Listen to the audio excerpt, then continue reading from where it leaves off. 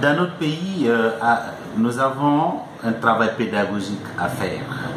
Le travail pédagogique qui revient à l'opposition, parce qu'effectivement, l'on se poserait la question de savoir pourquoi continuer les manifestations si à chaque fois que les manifestants sortent, le sang coule, les gens sont tués. Est-ce que c'est la manifestation qui est en cause ou l'état d'esprit de la gouvernance actuelle? Vous suivez, vous êtes des médias, c'est vers vous que les gens viennent pour s'exprimer.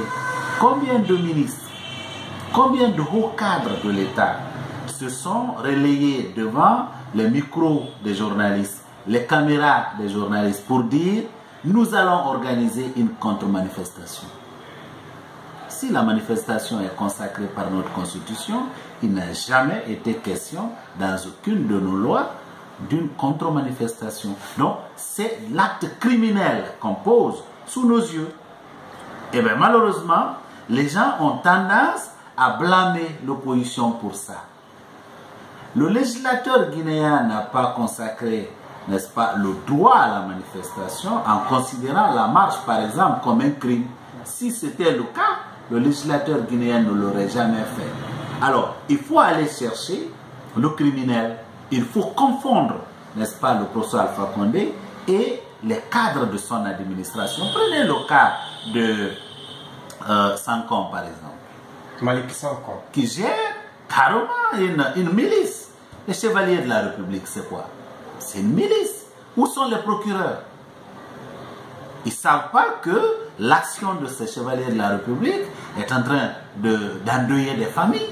Les donzos, on en a dénoncé. Donc, pour moi, ce que l'opposition doit continuer à faire, et parce que nous avons le devoir de le faire, c'est que dans toute lutte pour les grands principes, il y aura toujours des obstacles.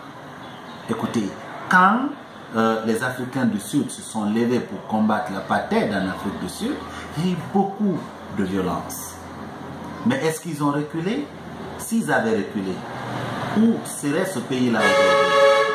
Mandela a fait 27 ans de prison. Vous croyez qu'il ne voulait pas la liberté? Si, il voulait être libre, vivre sa vie comme tout être humain. Combien on a compté de victimes aux États-Unis qui se battaient pour les droits civiques? Encore aujourd'hui, c'est un défi à relever.